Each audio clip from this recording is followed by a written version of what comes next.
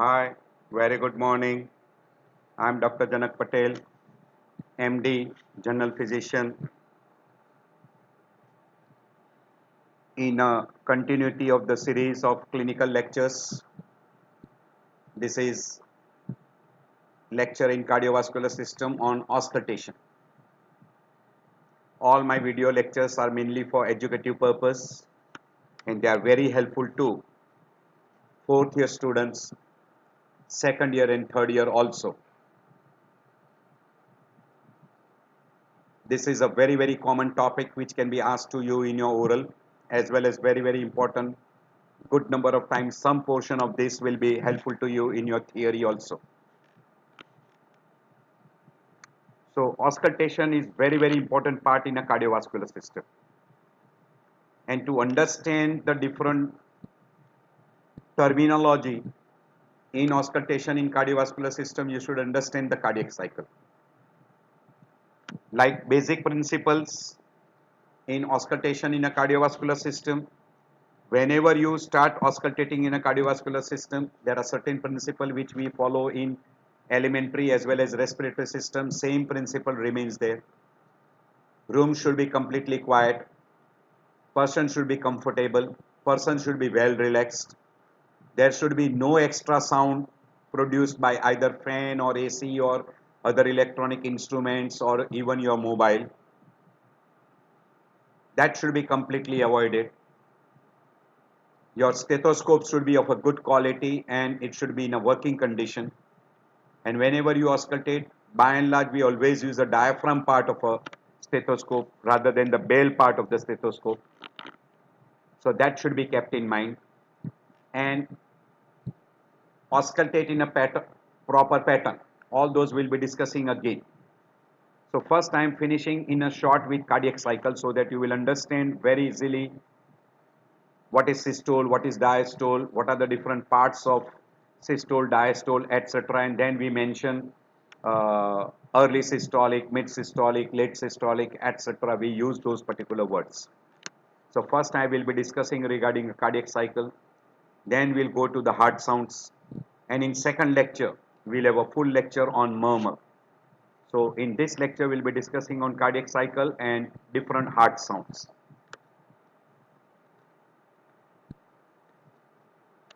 This is what we call as a direct auscultation. Nowadays, this is never done. If you don't have a stethoscope, directly you put your ear on the chest and try to auscultate. Ideally, it is not the best method for auscultation, but it is one of the method of auscultation. Can be asked in oral, and we call that as a direct auscultation. Well, this is indirect auscultation. This is you're auscultating on a mitral area, or we call apex. This is for the lung, and this is for the abdomen. So these are the auscultation which are being done. These are called indirect auscultation because you are taking the help of stethoscope. Now in this diagram only I'll explain completely the cardiac cycle, and we'll be explaining different parts or different components of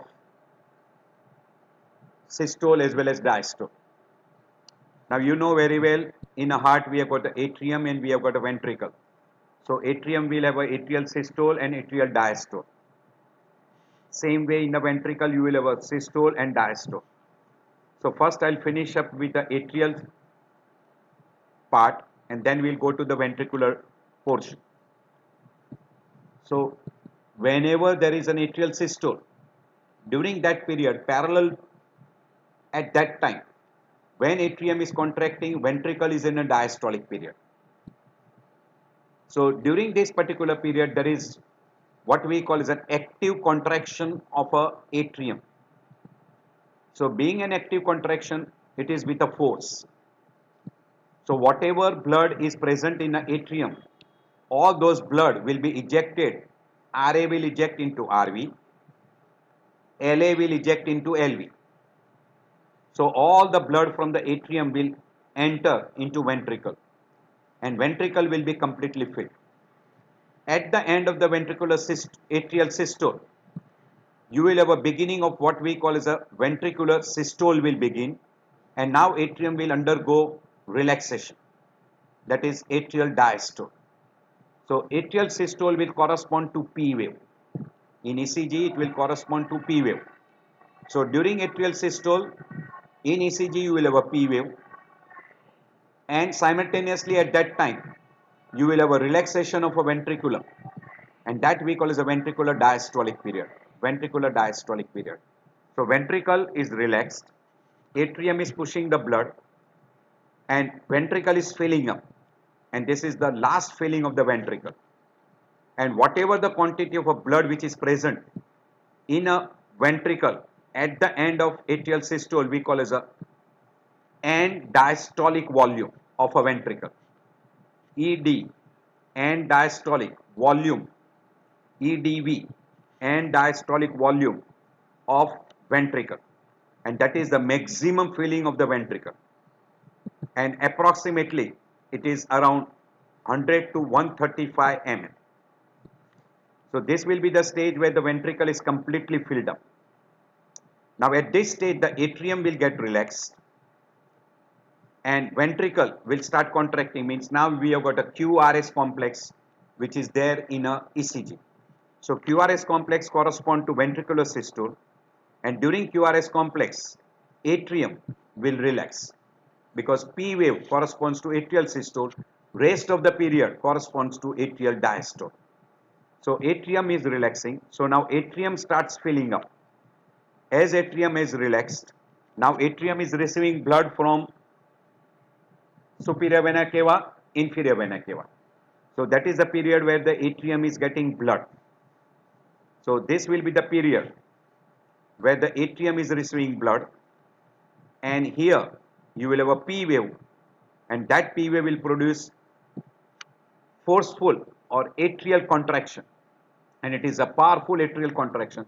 So whatever blood which is remaining in your atrium, that is ejected out, and we'll be simultaneously talking in this atrial diastolic period ventricular phases, and you will understand what is happening in a atrial diastole also. So this will be the stage where that is happening. Now here the QRS complex will come, so ventricle will contract. Now when ventricle starts contracting, atrium is in a diastolic period. So pressure in the atrium is less than the ventricular pressure. Hence, the mitral valve and tricuspid valve closes, and this will be the stage where you will get production of the first heart sound. So first heart sound is produced because of the closure of atrial systole gets over, atrial diastole begins, means atrium is relaxing, so the pressure in the atrium gets less, and as the pressure in the atrium is reduced, ventricle starts contracting, ventricular pressure is more, so mitral valve and tricuspid valve closes. So this will be the period where the atrium is now in a diastolic period and ventricle is in a systolic period. And at that stage, the mitral valve is closed, tricuspid valve is closed. And that is the stage where the mitral valve closes and it will produce a sound. That is a first heart sound. And it is audible as lub. So we call mitral and tricuspid valve closure. So we call M1 T1. 1 stands for first heart sound and mitral component is M1. Tricuspid component is called T1. And this heart sound will be best heard on what we call as apex. So mitral heart sounds will be best heard on apex, that is in mitral area. So apex area on the precordium corresponds to the mitral area, and right side, third and fourth intercostal space, parasternal region, corresponds to tricuspid area, where you will be able to hear T1 component best. So first heart sound is best heard in mitral and tricuspid area. So that will be the first heart sound. And now ventricular systole begins. At this particular stage, the aortic valve and pulmonary valve is still closed because the pressure in the aorta and pulmonary is more as compared to the ventricular pressure.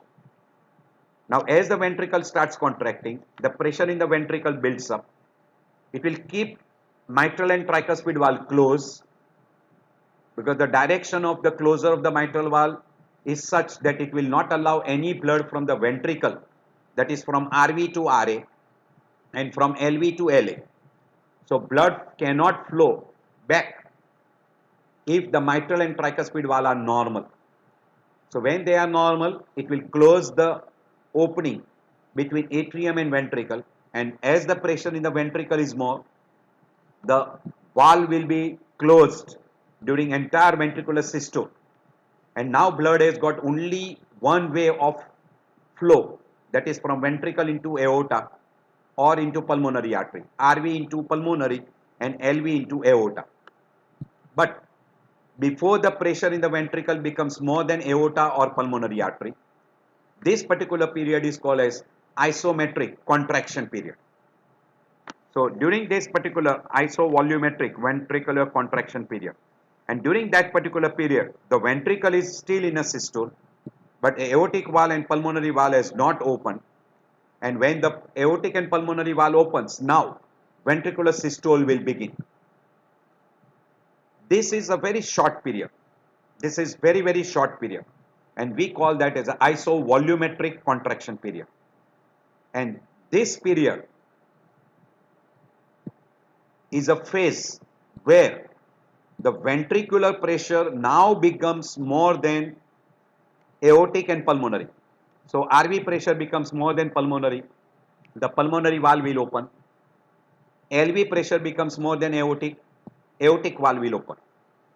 Aortic valve will open earlier as compared to pulmonary, so we get aortic valve opening before pulmonary valve opening. So we always get aortic component before pulmonary component.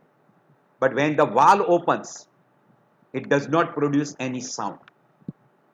And hence, immediately after the first start sound, there is no sound because of the aortic and pulmonary valve opening. And if you get a sound, it is abnormal. And we call that as an opening click. So in a case of aortic stenosis and pulmonary stenosis, if they are tight enough, if they are severe enough, it can produce opening sound, then we call that as opening click. We'll be using those particular words. Now ventricular systole begins. As there is a ventricular systole, blood from ventricle is ejected into aorta, that is LV will eject the blood into aorta. So LV will eject the blood into aorta, and RV will eject the blood into pulmonary artery. So now as it is ejecting, the first part is called rapid ejection and second part is called as a slow ejection. So first part is a rapid contraction, forceful contraction. So the pressure is more, so blood flow will be more. So you've got a rapid phase and you've got a slow phase. And at this stage, now QRS complex ends, ST segment begins and T wave begins. We call relaxation of ventricle will begin. That we call as a ventricular diastolic period. Now during this particular phase, you can see here, during this particular ventricular systole, the pressure in the ventricle is more than atrial pressure. Hence, blood cannot flow from the atrium into ventricle because the mitral and tricuspid valve are closed. As soon as the ventricular systole gets over, now ventricle gets relaxed. That is ventricular diastolic period will begin. During that particular period, now as the ventricle is relaxing, the pressure in the ventricle will start falling.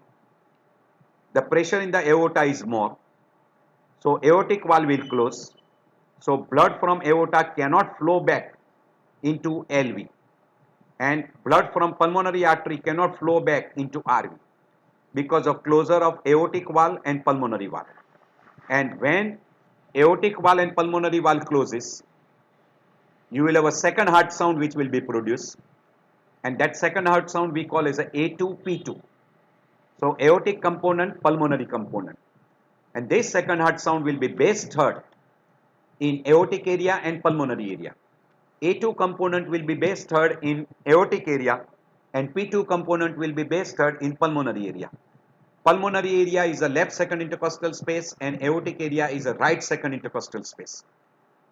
So aortic component will be best heard in a right side, pulmonary component will be best heard in left side. Now at this stage, the ventricle systole has end and ventricular diastole is begin.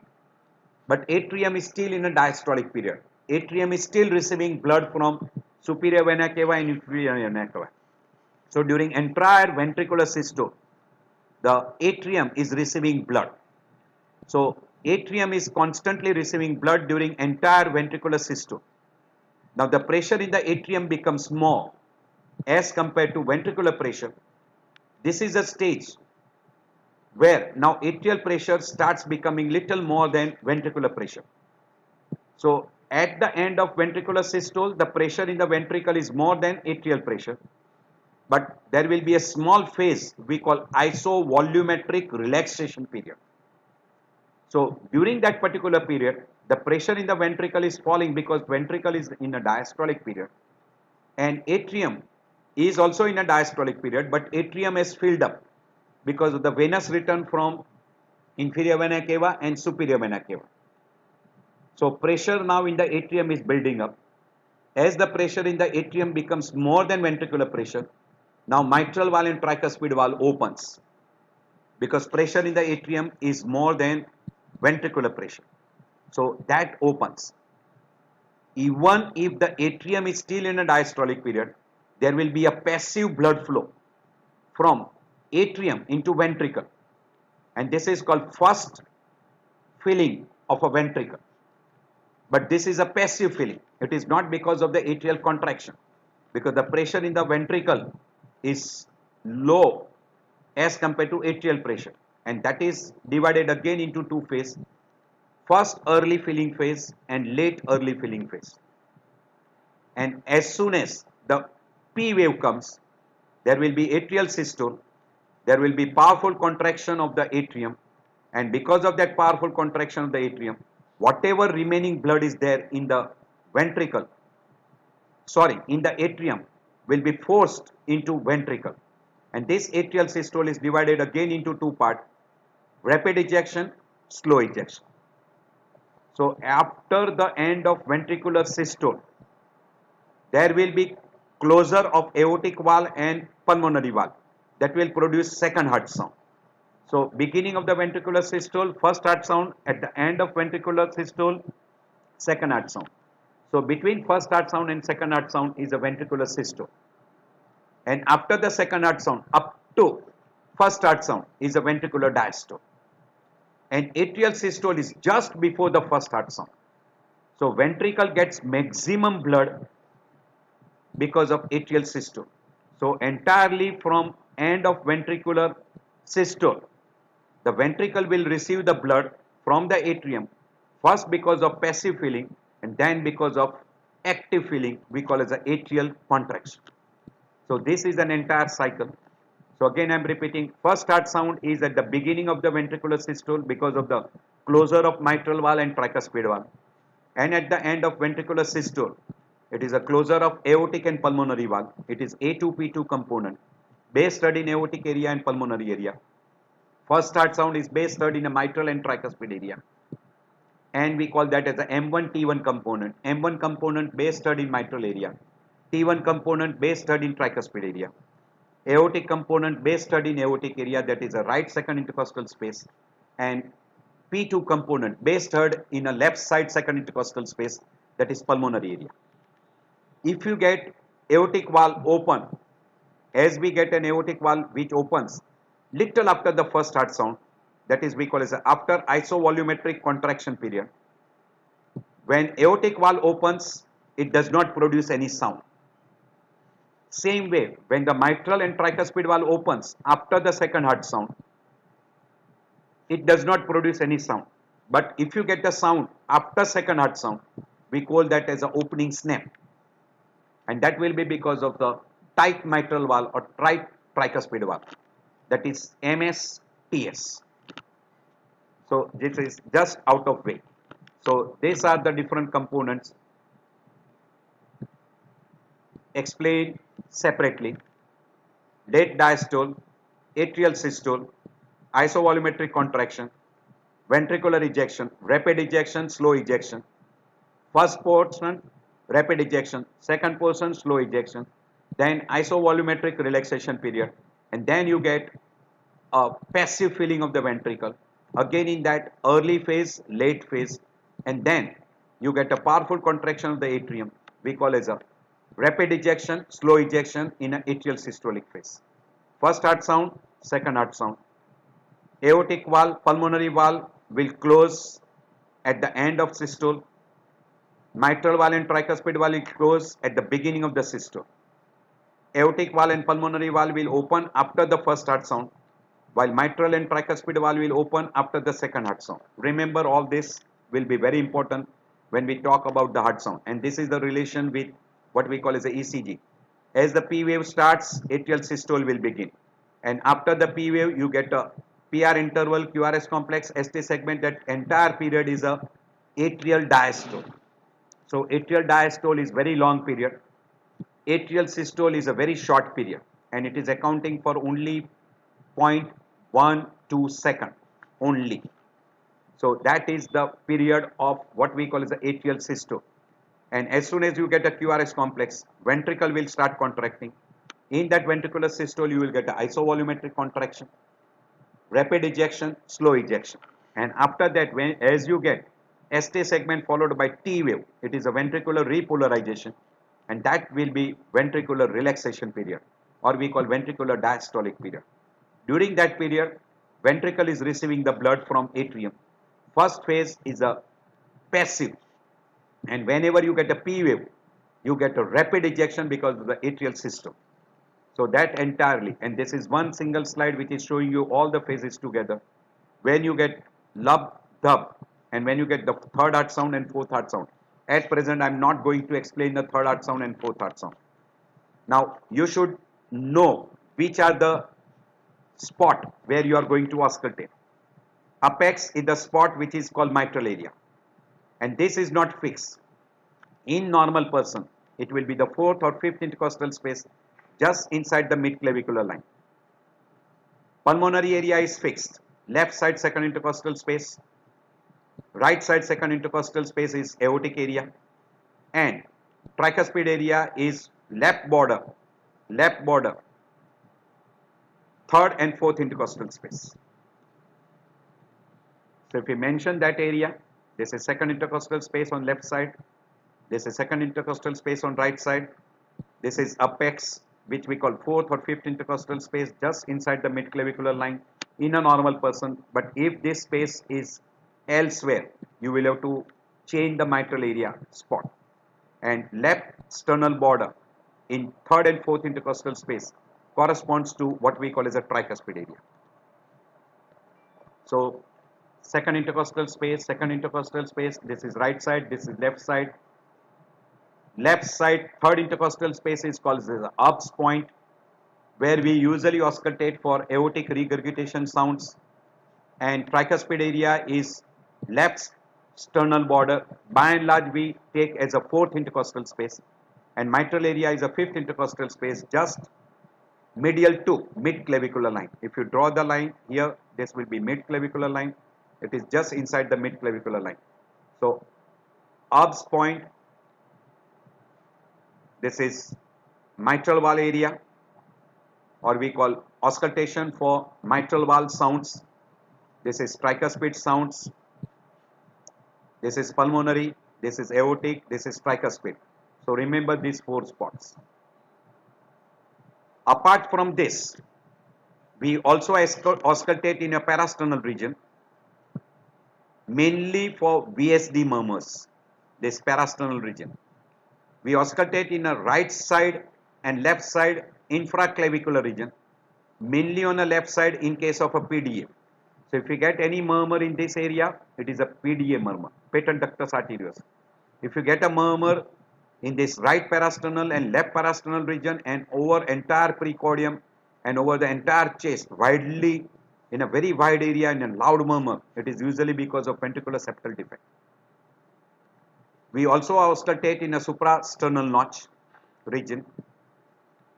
You also auscultate in a epigastrium, particularly below the xiphisternum and all along this abdominal aorta area from xiphisternum up to umbilicus, and on the back at renal angle.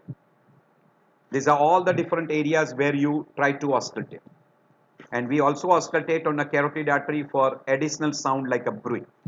We'll be mentioning all those as we come across. When you auscultate, first always try to auscultate in a supine posture, in a mitral area, or we call as at the apex.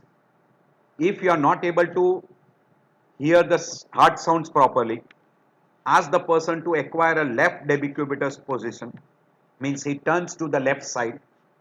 So left side of the chest is very close contact with the bed, and right side is on the top, and during that particular position you try to auscultate.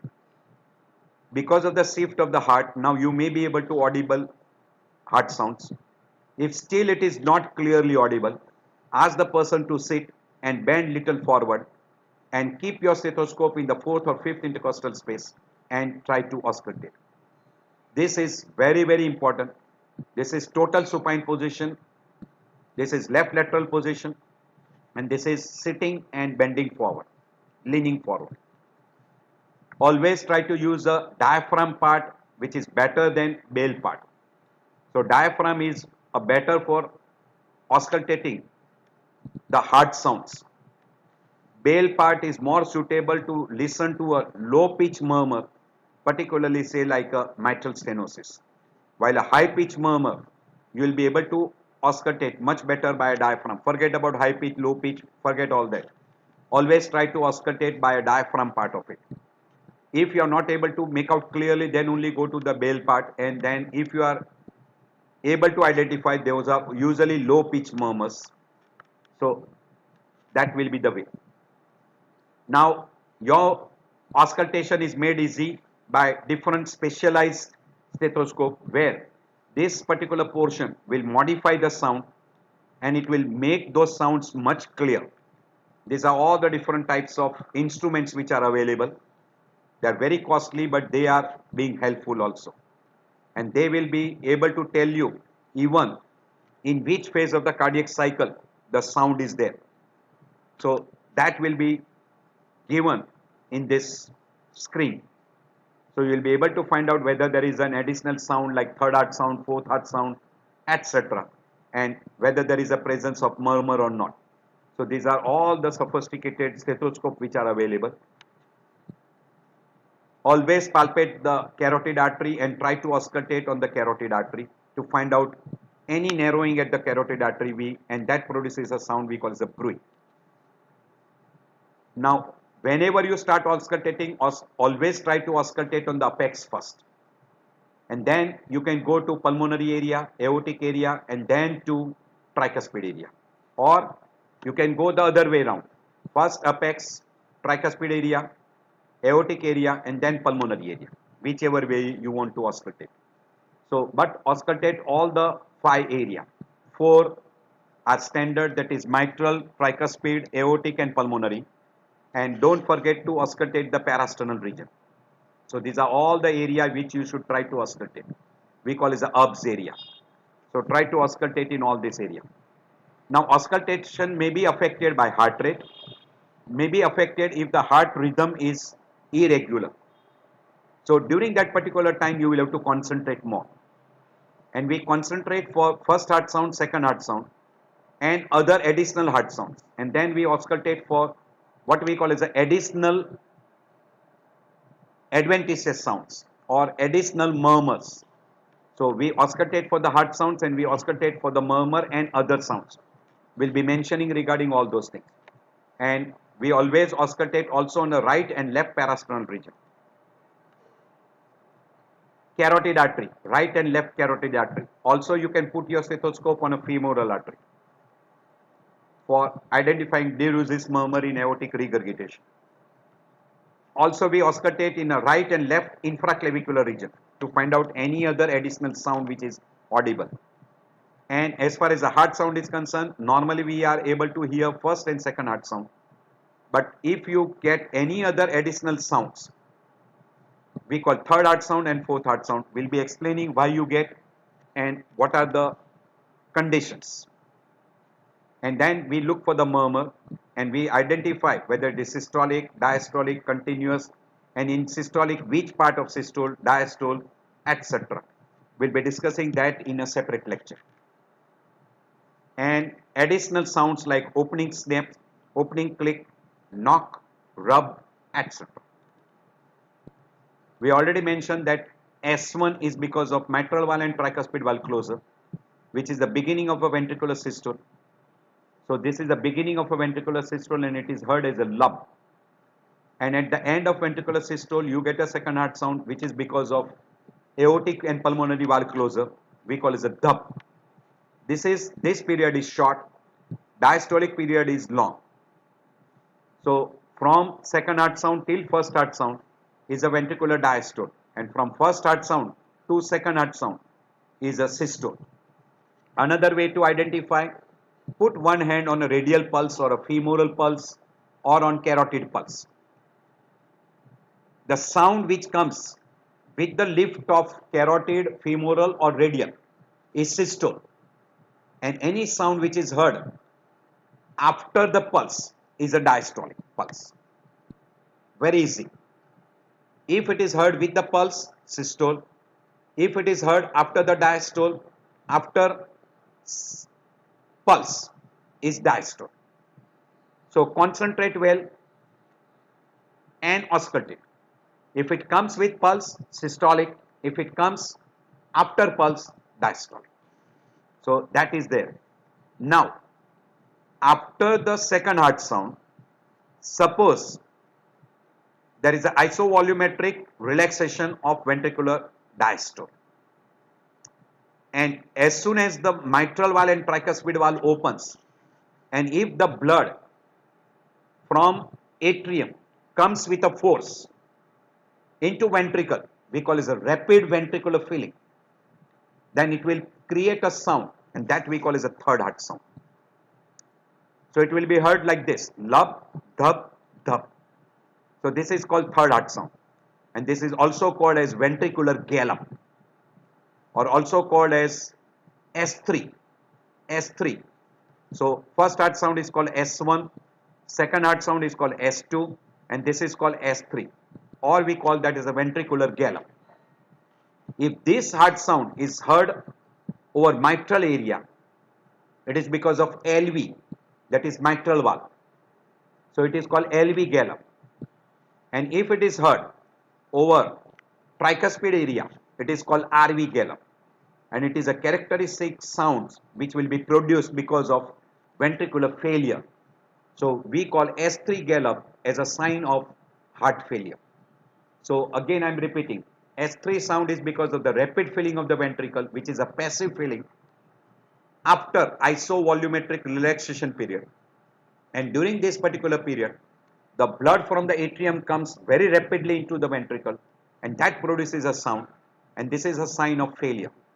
We use two common words, we call as a ventricular gallop, or we call as a S3 sound. And it will be heard immediately after S2. So that particular gap is because of isovolumetric relaxation period. And this is lub, dhub, dhub. So after dhub you get a second sound which is called as S3, and it is a characteristic sound. So we call it a ventricular gallop, or we call it a S3 sound, and it is a sign of ventricular failure. LV gallop will be heard on mitral area. RV gallop will be heard on tricuspid area. Now, when atrial systole begins, and if atrial pressure is tremendously high, that pressure will be elevated again in a person who has got failure. So when the atrium contracts powerfully, and if the pressure is more, then atrium will force the blood rapidly into the ventricle. During that particular period, you can get a sound, and that will be what we call as a S4. So as such, we know that the atrial systole is just before the ventricular systole. So S4 will be the sound which will be just little before S1. So if you get any sound because before lub, that is a loud sound which is heard before lub. Lub is first heart sound. So that is called as S4. Or we say that any sound which is heard at towards the end of diastole, ventricular diastole, that we call as a S4. S4 also indicates atrial gallop, which is a sign of a failure. But here we don't mention right side or left side. Whenever you get S4, it indicates atrial gallop. It is again one of the sign of ventricular failure. So when the ventricle fills, it is that. And if you get the sound, which is because of the opening of the valve, we call as the opening sounds. So mitral valve and tricuspid valve opens here. So if I get a sound here, that is because of the opening of the valve, we'll call that as opening snap. So we call OS, opening snap. Say here we have got that slide. I'll show you that. Yes, here. So if you get a sound, sorry, it is shown here somewhere. No, it is not here. I'll show you in another slides. But if I explain you here that at S3, if I get a sharp sound, single line, which is because of the mitral valve and tricuspid valve opening. If it is because of mitral valve opening snap of mitral valve, it will be best heard in mitral area. And if tricuspid stenosis is there, it will be heard in tricuspid area. We call opening snap of tricuspid stenosis, and it will be best heard in a tricuspid area. And those we call as the opening snap. But if you get opening sound secondary due to opening of aortic valve or pulmonary valve, then we call click. And we know that the aortic valve and pulmonary valve will open little after the S1, that is after isovolumetric contraction period. So opening snap will be here. Opening click, and that will be because of aortic valve and pulmonary valve. Aortic valve sound will be heard in aortic area, pulmonary valve sound will be heard in a pulmonary area. Remember that for lifetime. See here it is, this was the, so S3 will be immediately after the second heart sound. You can see that it is after the second heart sound. And you can see S4 is little before first heart sound. So this is regarding the first heart sound and second heart sound. And here you can see that this is ejection click, which is because of aortic valve and pulmonary valve. Opening snap will be little before S3. So this will be opening snap, this will be ejection click, and this will be S3, and this will be S1. S1 will be just little after S4. So relation of S1 is just after S4, or other way we say that S4 is just before a first heart sound, and opening snap is just after the second heart sound, and S3 is little after the second heart sound, and that is this period is isovolumetric relaxation period, and this period is isovolumetric contraction period. If you don't understand, you can ask me separately. So these are the simple things. So I have explained you opening click. Opening click are because of the opening of aortic valve and pulmonary valve, and if they are tight, that is aortic stenosis, pulmonary stenosis, you will get that opening sound. You call it as opening click or ejection sounds. So that is aortic stenosis, pulmonary stenosis. Aortic stenosis sound will be heard in aortic area. Pulmonary sound will be heard in pulmonary area. And this is during systole, and this is little after first heart sound. While snap, that is opening of the aortic valve and mitral valve and tricuspid valve, and that will be during a diastole, and this is after the second heart sound. While you get other additional sound which may be audible, we call knock. This will be heard whenever the ventricle is contracting and relaxing. Because of constrictive pericarditis, it produces a typical sound we call as a pericardial knock. It is a knocky sound like this. So knocky sound. While if you hear a scratchy sound like a rubbing of a two-layer leathery sound or scratchy sound, like we have described in a pleural rub over the precordium, more commonly it is heard in aortic area, close to aortic area, and pulmonary area, and it will be to and fro, means during systole as well as diastole, and that sound will be best heard, I have explained you, it will be best heard in sitting and leaning forward. So two layer of pericardium comes closer together, And in supine posture, if you apply a little pressure over the stethoscope, now the two layer comes closer together. The sound will become little louder. But this sound will not change with holding of breath. Hence, the pericardial rub does not disappear if the person holds the breath. So this is a very important thing, and it will be heard over the precordium. And it is a characteristic sound of what we call as a dry pericarditis. And once there is a pericardial effusion, the two layers are separated. They cannot rub against each other. You will get disappearance of pericardial rub. And whenever there is a rubbing of the two pericardial layer, the person will complain of a localized pain in the area where the rub is being heard. So pain, rub, and it becomes louder on applying a pressure on the stethoscope, and also it is better heard by sitting and leaning forward. This is a characteristic of pericardial rub. Now, if it is because of involvement of the pleura or because of involvement of the pericardium, and it is a mediastinal portion, then either it is, if it is because of pleura, that is because of pleurisy, then we call pleuropericardial rub.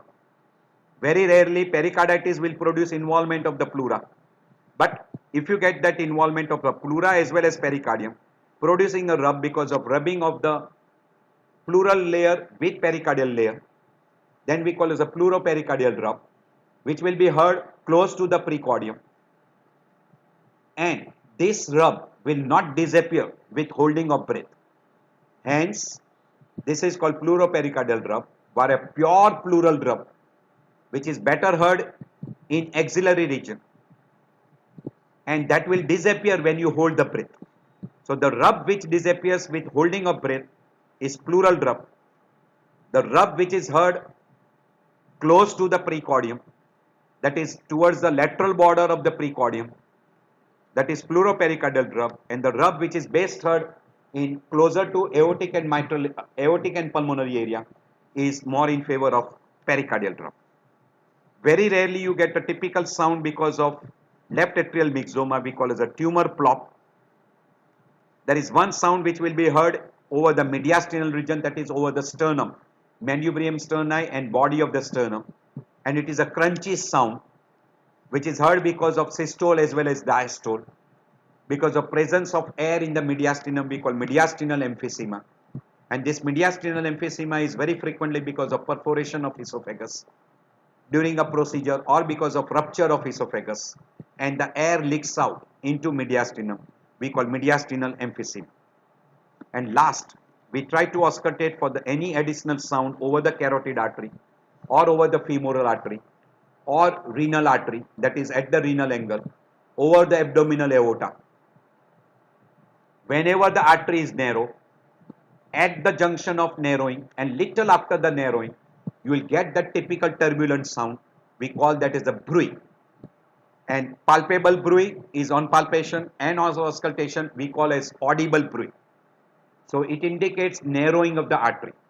So it is a characteristic sound because of the narrowing, and that narrowing portion, whenever a blood flows through that narrowing and then there is a dilated portion of the artery, you get a turbulence of a blood flow that produces a typical sound we call as a bruit.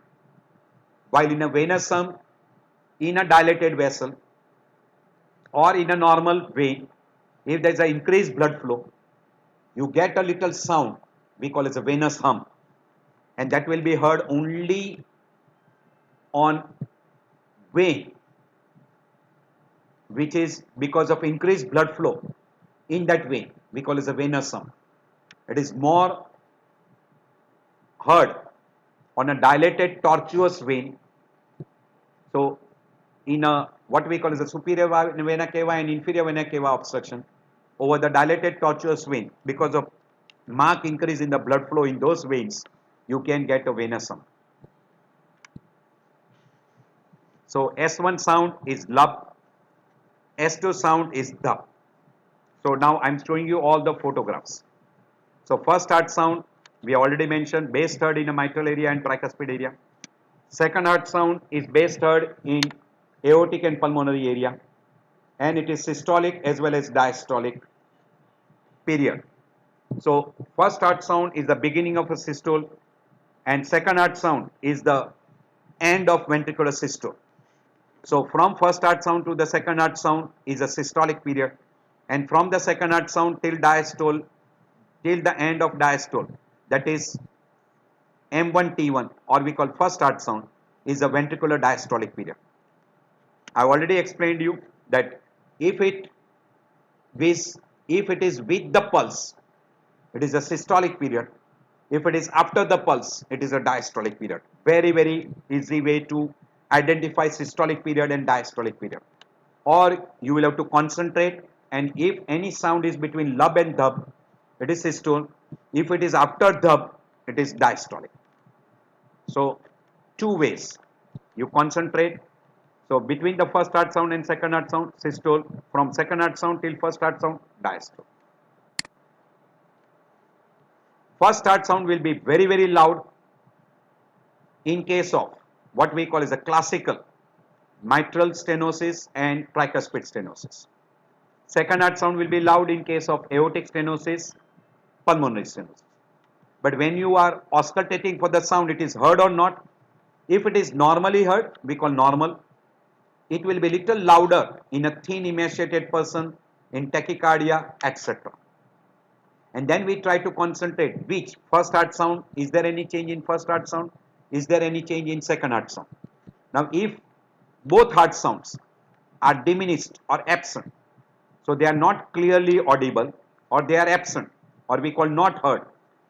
Classical example, as we have mentioned in TVF, obesity, fat female, massive pericardial effusion, sorry here the spelling mistake, it should be PE, massive pericardial effusion, pericardial tamponade, severe congestive heart failure, your faulty ways of auscultation, your stethoscope is not proper, or you're auscultating with diaphragm and your stethoscope is pointing towards what we call as a bail part.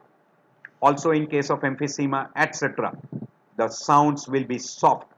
So as far as respiratory is concerned, only one condition, that is we call emphysema, and we can put the other condition like left side tension pneumothorax, where the mediastinum is grossly shifted to the right side and apex is behind the sternum. The sounds, that is heart sounds, will be feeble, or we call absent. Ideally we call absent only when the heart sounds are not produced, that is only when the person is dead, or we call death. While heart sounds are produced but it are not audible, we call heart sounds are not heard or not audible, because of all these many reasons. Try to remember this, very frequently asked in your oral. So very important questions for oral. Going little faster, first heart sound is heard as a lub. If it is very loud, M1 component because of mitral stenosis, T1 component tricuspid stenosis. Now if someone asks you any other condition, then only utter the word tachycardia, because whenever there is a tachycardia, there is a rapid contraction, there is an increased pressure gradient between atrium and ventricle, which will produce forceful contraction and forceful closure of mitral valve and tricuspid valve. It will produce little M1 component, little louder. So maybe you might get M1 loud in case of tachycardia. And in case of a complete heart block, whenever P wave is overlapping over QRS complex, during that particular time, the M1 component may be little loud.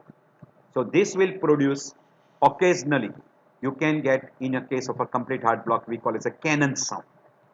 While it is soft or absent, if the mitral valve cannot close properly, like in a case of a mitral regurgitation, or if there is a very tight mitral stenosis, the mitral valve does not close, it remains tightly closed, it does not move, so it will not produce any sound, so that will be called soft or absent. Same way in T1 component, tricuspid regurgitation, and also in case of atrial fibrillation, flutter fibrillation, you will have a M1 and T1 component being soft or absent. So mitral incompetence or mitral regurgitation, tricuspid regurgitation, tight mitral stenosis, and atrial fibrillation. Also in case of a mitral MI, sorry, not mitral incompetence, mitral regurgitation is now that is the word which is being utilized. MI is the word utilized for myocardial infarction. So acute MI, aortic regurgitation, complete heart block, myocarditis, myopathy, congestive heart failure, and also in a case of a AV block, you will have first component, that is M1 T1 component, may be little soft. This you answer only if someone asks you any other, then only utter. Otherwise, only one answer should be there. M1 component absent, MR. T1 component absent, TR. And occasionally in case of a atrial fibrillation and particularly in a mitral valve, tight mitral stenosis. Forget about all this. We have already mentioned the factor affecting the intensity of the S1 sound. Very rarely asked. If you are interested at your leisure time, you can have a pause and go through. Loud S1 sound. So first heart sound is loud. These are all additional. Don't try to answer this in your oral exams. And this is a soft first heart sound or absent first heart sound. So that will be there. As far as the second heart sound is concerned, we have already mentioned A2 component will be loud in a case of a aortic stenosis. P2 component will be loud in a case of a pulmonary stenosis. Apart from those two conditions, additional condition for a loud P2, pulmonary hypertension, primary and secondary pulmonary hypertension, pulmonary embolism, loud P2 will be there. And loud A2 in case of a hypertension, dilated aorta, etc. Don't try to answer this in your oral exam. Always try to answer AS and PS first. If they ask any other, then as far as A2 is concerned, only utter hypertension.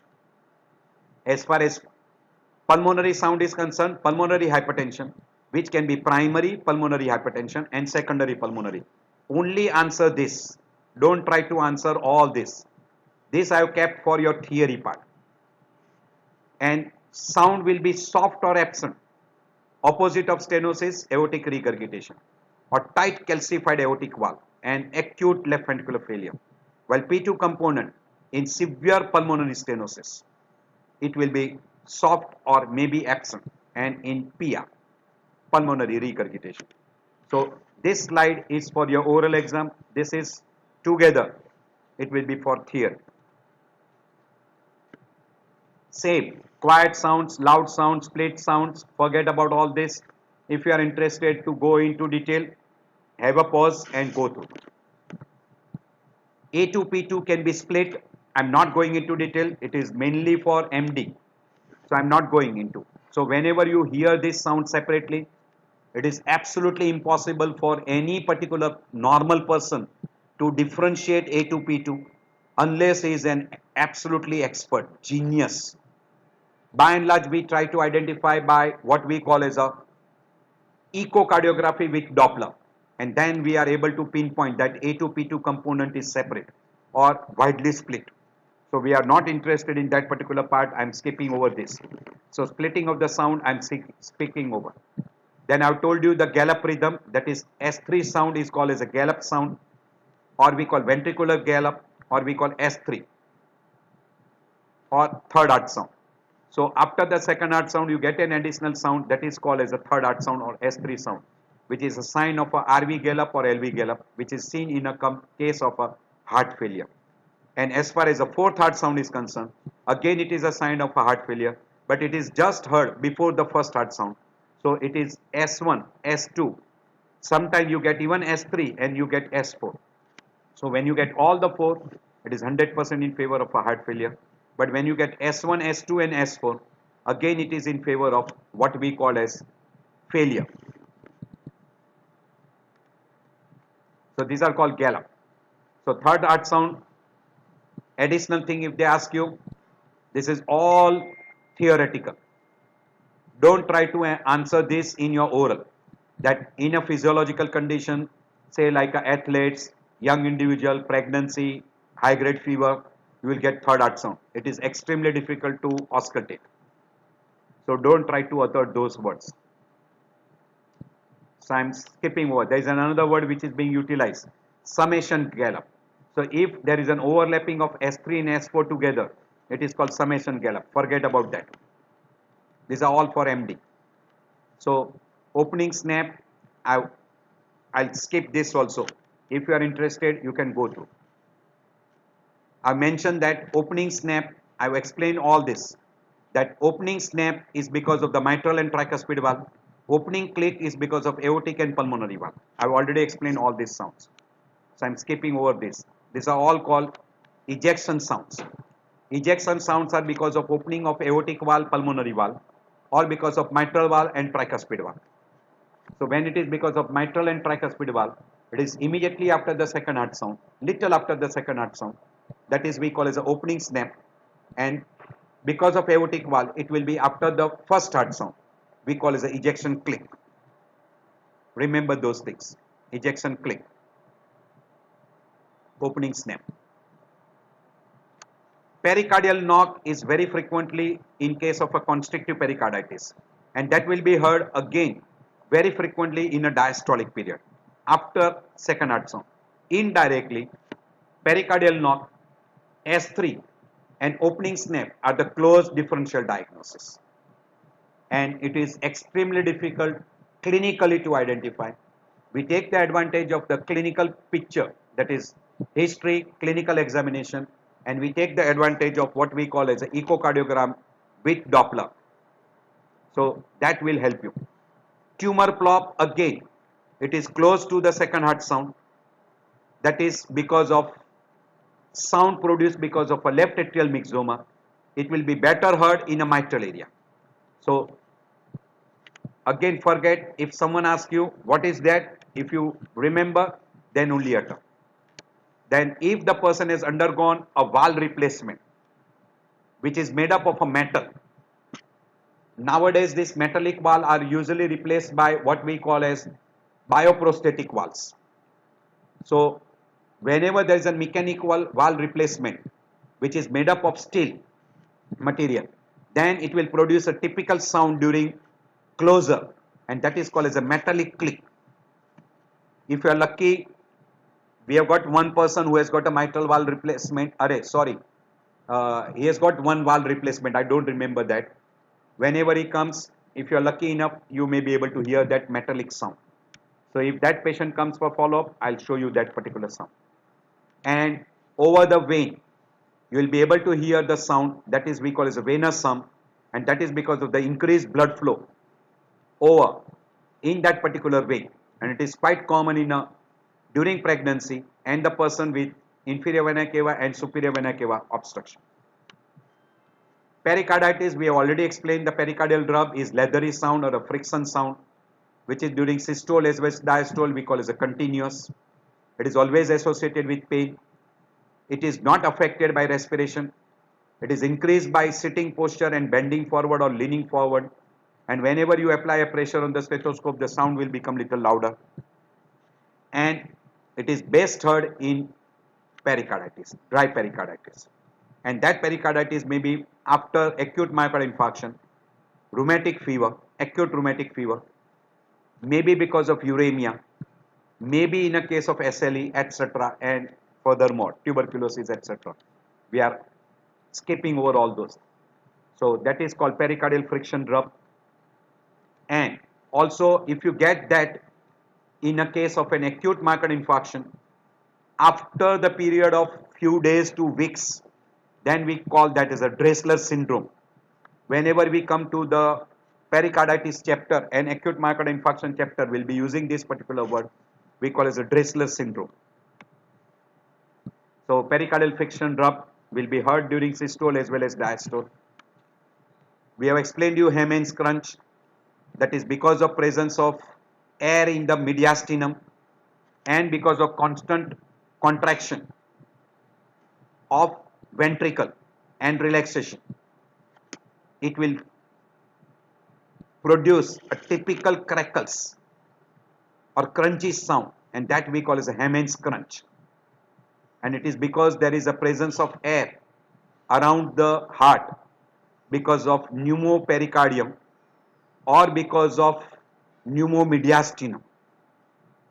And pneumomediastinum is very common following Bohorev syndrome or following a procedure on esophagus. Bohorev, you know, rupture of esophagus, or sometime because of a spontaneous mediastinal emphysema. And in case of a pneumopericardium, after the heart surgery, or if you have undergone the resuscitation, you might produce an injury to the pericardium and person might have a pneumopericardium, or occasionally following a pericardiocentesis, or occasionally because of damage following a bronchoscopy. Rare. So try to remember all those. This finishes with the first part of all the different types of sounds. Here we have not included murmur. Murmur is also one type of a sound, which is an abnormal sound. But normal sound is the first heart sound and second heart sound. And what are the abnormality with the first heart sound, second heart sound? Abnormal additional heart sounds which are produced because of the valvular structures, because of opening and closing of the valve. Opening of the valve we call as opening sound and opening snap and opening click. Because of the closer we call as a first heart sound and second heart sound. Because of the filling of the ventricle we call as a third heart sound and fourth heart sound. Then because of the pericardium, because of left atrial myxoma, because of the metallic sound of the mitral valve replacement, those are called additional sounds. I've tried to cover up as much as possible which can be asked to you in your oral. Something may be additional, sometime it may be helpful, sometime it may be helpful to you in your private practice. If you come across some particular sound and you get that metallic sound, you'll be able to identify, and if you ask him, have you undergone the mitral valve replacement? The person will say yes, and you will be able to pick up. So try to remember all these things. This is very, very commonly asked in your oral. It will be also helpful to you in your theory, because when you are writing down some question and answer in your theory, good number of things are the finding in case of a different disease in a cardiovascular system. So I end my lecture here on first part of cardiovascular auscultation. So I thank you all for taking out time. I know that your time is valuable, and I appreciate that you have spent some of the time with me. So I'm very thankful to you. And if you like this particular lecture, please press button like and subscribe. And if you feel it is helpful to your friends or any other person, you can share with anyone. So I end my lecture here.